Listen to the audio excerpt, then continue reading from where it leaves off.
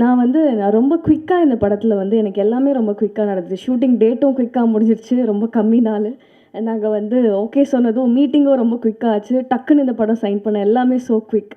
So ஒரு வாரம் முன்னாடி தான் எனக்கு கால் வந்தது. அண்ட் ஆல்சோ சிவா சார் கிட்டேருந்தும் கால் வந்தது. இந்த படம் பண்ணுமா, நல்ல படம்னு. ஓகே சார் நான் போய் பார்க்குறேன்னு சொல்லியிருந்தேன். அம்மா கிட்ட கால் பண்ணியிருந்தாரு. அண்ட் தென் சார் கிட்டேருந்து கால் வந்தது. நான் போய் மீட் பண்ணுறேன்.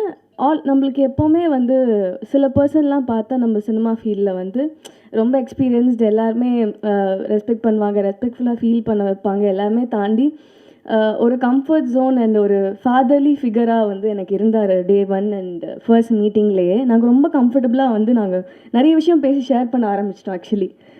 ஸோ அதுவே எனக்கு என்ன படம் ஒர்க் பண்ணாலும் எனக்கு ஃபஸ்ட்டு அந்த பீப்புள் எப்படி இருக்காங்க அண்ட் எப்படி மதிக்கிறாங்க அண்ட் என்ன மாதிரியான கண்டென்ட் இருக்குது, அந்த கண்டென்ட்டை தாண்டி ஆஸ் அ பர்சனாக அவங்க எப்படி இருக்காங்கன்றது ரொம்ப இம்பார்ட்டன்ட். ஸோ அந்த மாதிரி சார் ஆஸ் அ பர்சனாக ப்ரொஃபஷ்னலாக எல்லாமே 100 out of 100 தான் எனக்கு. So such a good film, such a content film. And sir intro பண்ணியிருந்தார், பேசியிருந்தார் இந்த படத்தை பற்றி என்ன மாதிரி இருக்கும்னு. எனக்கு எப்போவுமே ஒரு ஃபீலிங் என்னவா இருக்கும்னா, எப்போவுமே இருக்கும் கான்ஸ்டன்ட் அது. நம்ம தப்பாக இந்த காலத்தில் பிறந்துட்டோமோ, நம்ம ஒரு 80s 90s பிறக்க வேண்டிய ஆளோ. ஏன்னா பண்ண படம் பண்ணுற படம் எல்லாமே நான் 80s 90s தான் பண்ணுறேன். ஒரு வேளை தப்பு பண்ணிட்டோமோ அப்படின்ற ஃபீலிங் எப்போவுமே இருக்கும். ஈவன் இட்லி கடையாக இருக்கட்டும், ஈவன் நான் இதுக்கப்புறம் பண்ணுற படம் சத்யவான் சாவித்ரினோட ஒரு படம் பண்ணியிருக்கேன், ரிலீஸ் ஆகும் ஒரு 2 monthsல. Keerthy Suresh and ma'am and sir பண்ண படத்தில் எல்லா படமுமே ஒரு 80s 90s. So I think இந்த படமும் அதே மாதிரி ஒரு ஸ்பெஷல். என்னதான் எல்லா படமும் அந்த மாதிரி இருந்தாலும் இந்த படம் ரொம்ப க்ளோஸ் டு ஹார்ட். கொஞ்சம் ஏன் சொல்கிறேன்னா, என்னோடய பாட்டியை மைண்டில் வச்சுட்டு நான் நடித்த படம் இது. நான் சார்கிட்ட கூட ஷேர் பண்ணதில்லை. என்னோடய பாட்டிக்கு 4 பசங்க. என் அப்பா அண்ட் 2 அத்தை அண்ட் இன்னொருத்தங்க சேர்த்து 4 பசங்க. என்னை ஃபஸ்ட்டு எடுத்தோடனே நான் எங்கே இந்த படத்துக்குள்ளே சோல்ஃபுல்லாக இறங்கினேன்னா, ஒரு ஃபோட்டோ எடுத்தாங்க. I still remember. ஒரு குழந்தைய மேலே கையில் வச்சுக்கணும், ஒரு குழந்தைய கீழே வச்சுக்கணும், ஒரு பொண்ணு ஒரு பையன். நீ கேரி பண்ணிவிட்டு நீங்கள் உன்னோட ஹஸ்பண்ட்காக வெயிட் பண்ணுற ஷாட். அதுதான் எனக்கு ஃபஸ்ட்டு எடுத்த ஷாட். I remember. அந்த பிக்சரில் நான் என்னோடய பாட்டியே நினச்சி I just went in to her soul actually. So அதை நான் யார்கிட்டையுமே ஷேர் பண்ணாமல் எனக்குள்ளேயே வச்சுக்கிட்ட ஒரு ஃபீலிங். ஸோ அதை நான் இங்கே ஷேர் பண்ணுறேன். ஸோ அது ரொம்ப எமோஷ்னலாக எனக்குள்ளே போயிடுச்சு. So I was just thinking and waiting எப்போ இந்த படம் நடிக்க போகிறோம். அதுக்கப்புறம் இவென்ச்சுவலி படம் ஆரம்பிச்சது, எல்லாம் நடந்தது. ஐ am so happy to be a part really sir. ஏன்னா எல்லாருமே சொல்லிட்டாங்க ரொம்ப ப்ரொஃபஷ்னல் அண்ட் இவ்வளோ பிளான் பண்ணி இவ்வளோ தெரிஞ்சு எப்படி சார் நீங்கள் இப்படி இருக்கீங்க அப்படின்ற மாதிரி ஒரு கொஷின் தான் வரும் எங்களுக்கு. ஐ am so proud to be a part. And நிஜமாகவே இந்த ஃபிலிம் பாட்டியை நினச்சி பண்ணதுனால இன்னும் கொஞ்சம் க்ளோஸ் டு ஹார்ட். ஸோ கண்டிப்பாக எல்லாருக்கும் பிடிக்கும்னு நினைக்கிறேன். இன்னும் நிறைய படம் பார்ப்பீங்க. அண்ட் என்னோடய ஜேர்னி அது எப்போவுமே லைஃப் லாங். நான் ரீசெண்டாக கூட என்னோடய ஃப்ரெண்ட் கிட்ட ஷேர் பண்ணியிருந்தேன். கொஞ்சம் லோ ஆச்சு எனக்கு லைட்டாக. நம்மளுக்கு எப்போவுமே நான் கொஞ்சம் ஒர்க்கஹாலிக். ஏதாவது படம் பண்ணல ஒரு ஏதாவது பண்ண முடியலன்னா நான் கொஞ்சம் லோ ஆகிடுவேன். அதுக்கு ஒரு மாதம் ஒரு வாரம் எடுத்துப்பேன் நான் திருப்பி பேக் டு ஃபார்ம் வரத்துக்கு. அப்போ சொல்லிட்டு இருந்தேன், என்ன இது ரொம்ப லேட் ஆகுது, எனக்கு நான் பண்ண பிளானிங்கில் எதுவும் நடக்க மாட்டேங்குது. நம்ம சினிமாவில் எல்லாருக்கும் பீங் அன் ஆர்டிஸ்ட் எல்லாருக்குமே அந்த ஃபீலிங் இருக்கும். அப்படி ஆகும்போது அவங்க சொன்னாங்க, நீ என்கிட்ட ஒரு வார்த்தை சொன்னல, நீ தான் சாகிற வரைக்கும் நடிக்க போறியே, அப்புறம் என்ன பிரச்சனை உனக்கு அப்படின்னு கேட்டா. ஸோ அதனால் நான் இதை எப்போவுமே சொல்லிகிட்டே இருப்பேன். So being that much passionate and being இந்த சினிமா, நான் எப்போவுமே விடாமல் தொடர்ந்து என்னோடய முயற்சியை பண்ணிகிட்டே இருப்பேன் சினிமாக்காக. அண்ட் கண்டிப்பாக இன்னும் நிறைய படம் பண்ணுவேன். அண்ட் இதுக்கு மேலே நிறைய இடத்துக்கு போவேன்ற எய்மோட I am just wishing and I'm wishing the crew members and myself for doing this film. I'm so happy to be a part again and thank you so much for all the cast and crew. ரொம்ப சந்தோஷமாக இருந்தது. And thank you so much for music director. உங்களோட மியூசிக்கில் இந்த படத்தில் நான் இருக்கிறது ரொம்ப சந்தோஷம் சார். நான் உங்களோட பெரிய ஃபேன். முதல் நீ முடிவு நீலேருந்து எல்லா சாங்குமே நீங்கள் போட்டது எனக்கு ரொம்ப பிடிக்கும். And thank you Siva sir. நீங்கள் ஒரு பெரிய இல்லை சார், உங்களை தான் thank you so much sir. Idli கடையில் ஐ ஸ்டில் ரிமெம்பர் நீங்கள் ஒரு வார்த்தை சொன்னீங்க எனக்கு, மறந்துடக்கூடாது யாரையும், நீ எங்கே போனாலும் நீ யாரையும் மறந்துடக்கூடாது, எல்லாம் நீங்கள் வந்துடுவீங்க பட் மறந்துடுவீங்கன்னு சொன்னீங்க. நான் சத்தியமாக மறக்க மாட்டேன் சார். அந்த மாதிரி ஆள் இல்லை. உங்களோட பிளெஸ்ஸிங் எப்போவுமே வேணும். தேங்க்யூ ஸோ மச் அண்ட் வெற்றி சாரி என்னோடய கோஸ்டாரே நான் வந்து விட்டுட்டேன். இல்லை இல்லை இல்லை இல்லை சார், நிஜமாவே he's such a sweet person. எங்களுக்கு வந்து அதான் ரொம்ப பிளான்டாக போனதுனால எனக்கு தெரிஞ்சு என்னோடய ஷூட்டிங் பீரியடே ஒரு வாரம் ப்ளஸ் ஒரு 2 days தான் இருந்திருக்கும். அந்த நாளில் வந்து காலைல வருவோம், ஓகே ஷார்ட் இதுதான்னு சொல்லுவோம், போவோம் நடிப்போம் வருவோம். எங்களுக்கு பேசுகிறதுக்கு நிறைய டைமே இருந்ததில்ல. ஸோ பட் தெரிஞ்ச வரைக்கும் he is such a passionate and very professional and such a sweet person to act with. I am so happy pairing up with you and ரொம்ப சந்தோஷம். அண்ட் ஃப்யூச்சரில் கூட உங்களோட படத்துக்காகலாம் I am looking forward. All the very best to you as well and thank you so much. Keep loving me, keep supporting me. Thank you so much. So எனக்கு ஒரு 5 yearsஸாக தயால் சாரை தெரியும். கொன்றால் பாவம் படத்துக்கு ஃபஸ்ட்டு எனக்கு கதை சொன்னாங்க. அந்த டைமில் அது பண்ண முடியல. நம்ம டக்குன்னு ஒரு 2 weeks கழித்து கால் பண்ணோம், சார் அது படத்தை முடிச்சிட்டேன் சார், எடிட்டிங்கில் இருக்குன்னுவார்.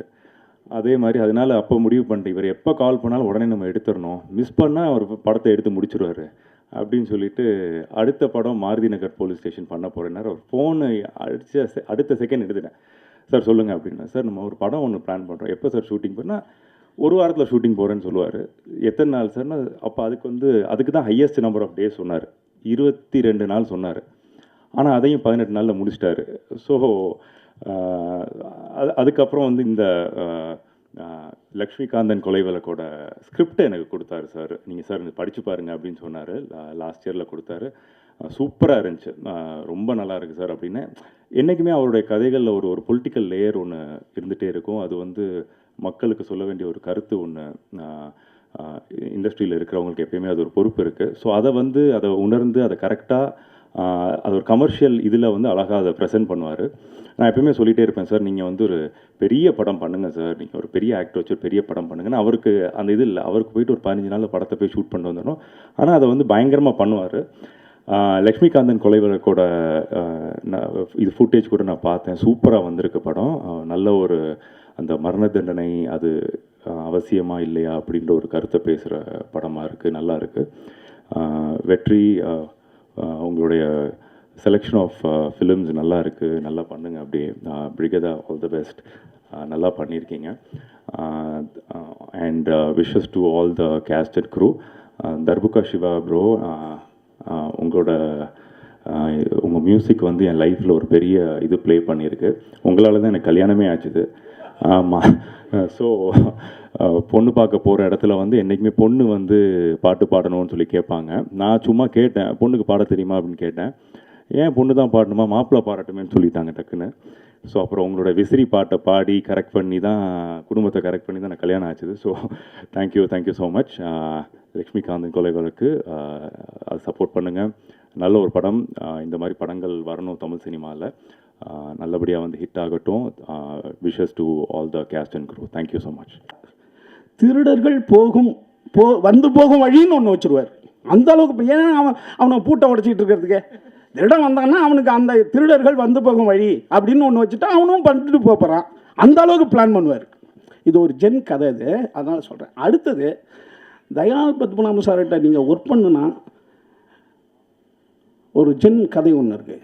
ஒரு துளி தண்ணீர் போய் கடல்கிட்ட கேட்கும், நானும் தண்ணி நீனும் தண்ணி, ஆனால் நான் துளியாக இருக்கேன் நீ கடலாக இருக்க அப்படின்னு ஃபீல் பண்ணுது. அப்போ அந்த ஜென் ஞானி சொல்லுவார், நீ கடல்கிட்ட கேட்காத, நீ கடலோடு சேர்ந்து விடு, நீனும் கடலாகி விடுவார். ஒரு துளி நீர் கடலுடன் சேரும்போது கடலாகி விடுகிறது. அப்படி நீங்கள் தயால் பத்மநாபன்கிட்ட நீங்கள் யாராக இருந்தாலும் அவர் பிளான்குள்ளே உங்களை கொண்டு வந்துடுவார். அப்படி ஒரு மாபெரும் ஒரு ஹெட்மாஸ்டர்னு சொல்ல முடியாது, ஒரு ப்ரொஃபஸர்னு சொல்ல முடியாது, ஒரு மிகப்பெரிய கட்டட நிபுணர் அளவுக்கு அவர் இருப்பார். அதான் அண்ணன் சொன்னாங்கல்ல, டேட் வாங்குவார், 3 மணிக்கு கிளம்பிட்டு வேண்டாம், இன்னுமே ஒன்றும் இல்லைங்க நீங்கள் கிளம்புங்க அப்படின்வார். அந்த மாதிரி ரொம்ப அருமையான பிளான் பண்ணுற ஒரு சில இயக்குநர்களில் நான் தனுஷ்கிட்ட அதை பார்ப்பேன். தனுஷும் அதே மாதிரி கரெக்டாக ஆர்டிஸ்ட் இத்தனை மணிக்கு வரணும், இத்தனை மணிக்கு அனுப்பணுன்னுவார். அதே மாதிரி நடப்பார். அதே மாதிரி கிளாரிட்டி, ஒரு ஷார்ட்டு நான்லாம் வந்து எப்பா ஒரு ஒய்டு எடுத்துருவோம்பான்னு தனுஷ்கிட்ட விட்டு, அண்ணே அதை வேணால் நீங்கள் எடுத்துங்க, நான் எடிட்டிங்கில் வைக்க மாட்டேன்ட்டு. ஏன்னா என்ன எடிட்டிங்கில் வேணுமோ அதை தான் எடுப்பாங்க. அப்படி ஒரு இயக்குனர் தான் தயால் சார். நான் ரொம்ப பிரமிப்பேன். அதனால தான் ஒரு படத்தை அவரால் ஒரு 20லேருந்து 25 நாளுக்குள்ளே முடிக்க முடியுது. அதான் எல்லாத்தையும் வந்து பேப்பர்லேயே சரி பண்ணி வச்சுக்கிறது. என்ன பேப்பரோ அதை வந்து எக்ஸிக்யூட் பண்ணுறது. அதில் வந்து தயாள் சார் மிகப்பெரிய ஒரு இடத்துல இருக்கார். அடுத்தது யாரையும் புண்படுத்துறதில்ல. ஒரு இயக்குனர் என்பவர் ஒரு தாயாகவும் தந்தையாகவும் இருக்கணும் அப்படின்ட்டு. பிரீடாவை தெரியும், தனுஷ்லாம் வந்து சைல்டுன்னு கூப்பிடுவார் ஆர்டிஸ்ட்டை. எனக்குலாம் வந்து இது பவர் பாயிண்ட் அப்போ ராஜகிரானே கம் சைல்டுன்ட்டார் தனுஷ். அப்புறம் சொன்னார், இல்லை அவங்கள நம்ம ஒரு குழந்தையாக நடத்தணும். ஏன்னா நம்ம தான் அவங்கள வடிவமைக்கிறோம். ஒரு டைரக்டர்னா வயது கம்மியாக இருந்தாலும் அந்த கேரக்டர் நம்ம வடிவமைக்கணும். அதே மாதிரி ஒரு குழந்தை பெற்றோர்கள் வடிவமைக்கிறாங்க, அப்படி நம்ம வேலை வாங்கணும் அப்படின்னுவார். அந்த மாதிரி தயாள் சார் யாரையும் புண்படுத்தாமல் அவருக்கு தேவையானதை கரெக்டாக வாங்கிறதுல தி பெஸ்ட். அப்படி பல சிறந்த குணங்கள் இருக்கிறதால தான் எல்லாரும் சொல்கிறாங்க அவர் நிறையா படம் பண்ணணும், நிறையா தமிழில் படம் பண்ணணுன்னு சொல்கிறது. அடுத்து வந்து என்னால் டென்ஷனே இல்லாமல் சில பேர் பார்ப்போம் இல்லையா. இப்போ இந்த சிரிப்பு தான் அவருடைய முகம். அதாவது ஒரு சின்ன புன்னகையோடு இருக்கும், அந்த புத்தர் சிரிப்போடையே இருப்பார் தயாள் சார். அது என்னென்னு அதை வந்து அந்த பயிற்சி நம்ம கற்றுக்கணும். ஏன்னா ஒரு உயர்ந்த இடத்தில் இருக்கும்போது, ஹெட்டாக இருக்கும்போது அவங்களை வந்து நம்ம ஒரு அன்போடு தான் அவங்கள நடத்தணும் அப்படிங்கிற அந்த சிறந்த ஒரு குணம் இருக்கிறது வந்து தயாள் சார்கிட்ட இன்னொரு எனக்கு சிறப்பு. அதே மாதிரி இப்போ பிரீடா சொன்ன மாதிரி ஒருத்தவங்களை நினச்சிக்கிட்டே இருக்கிறது. அதாவது நம்ம சிறு உதவிகள் செஞ்சாலும் அதை வந்து நினச்சிக்கிட்டே இருக்கிற அந்த தன்மை எல்லா படத்துலையும் பார்த்திங்கன்னா அவருடைய படங்கள் அது இருக்கும். மனித நேயம் இருக்கும். முக்கியமாக மனித நேயத்தோட ஒரு கலைஞன் இருக்கணும். ஏன்னா ஒரு கலைஞனுக்கோ ஒரு கலை படைப்பிற்கோ முக்கியமான பொறுப்பு மனித நேயத்தையும் சமூகத்திற்கு ஒரு அழகை சொல்கிறது தான். அதுதான் ஒரு படைப்பினுடைய உச்சமாக இருக்கும். அது அத்தனை அவர் எடுத்த அத்தனை படத்துலையுமே அது இருக்கும். இதில் ஒரு இந்தியாவில் வந்து 564 பேரை இது வரைக்கும் தூக்கில் போட்டிருக்காங்க. 1898 இந்த சட்டம் இருக்குது. அது என்னன்னு கேட்டால், ஒருத்தவனையும் நம்ம கொன்னுட்டோம் அப்படின்னா ஒருவேளை அவன் அந்த தப்பை செய்யலைன்னா என்ன பண்ணுறது? திரும்பி அவன் உயிரை வாங்க முடியாது இல்லை. அதனால தான் அது வேணான்னு மனித உரிமை அந்த அமைப்பெல்லாம் சொல்லிகிட்டு இருக்காரு. ஏன்னா ஒரு உயிரை எடுத்துட்டோம்னா முடியாது. அந்த விஷயத்தை தான் வலியுறுத்ததை தவிர பெரிய குற்றம் பண்ணவனுக்கு அப்புறம் தண்டனை நம்ம கொடுக்காம இருக்க முடியாது. கொடுக்கலன்னா குற்றங்கள் பெருகணும். குற்றங்கள் பெருகணும்னா சாமானியன் பாதிக்கப்படுவான். ஆனால் அவன் பண்ணலைன்னா என்ன பண்ணுறதுன்றது, அதுக்கு தான் அந்த இது பண்ணுறது. இன்னும் சொல்லப்போனால் ஒரு மாபெரும், அதான் நீங்கள் படிச்சிருப்பீங்கன்னு நினைக்கிறேன், திருடன் மணியன் பிள்ளை. ஒரு திருடன் கடந்த 35 வருடமாக அவன் திருடினதை தான் அந்த புக்காக எழுதியிருப்பார். நிறைய பேர் அதை படிச்சிருப்பீங்க. நிறைய பேர் படமாக எடுக்கணும், சீரியலாக எடுக்கணும் ட்ரை பண்ணாங்க. அது வந்து சாகித்ய அகாடமி வாழ்ந்துச்சு. ஒரு திருடன் தன் வரலாறை எழுதின கதை வந்து சாகித்யம் அடி கொடுத்தாங்க.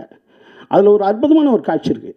அவன் பாருங்களேன், ஒரு திருடனுக்கு எவ்வளோ ஒரு மனித நேயம் இருக்குது பாருங்க. அவன் ஊரு கூட உழுந்து திருடுறவன், பூந்து ஒரு வாட்சை திருடுவான். ஒரு குழந்தையினுடைய வாட்சை திருடிடுவான்.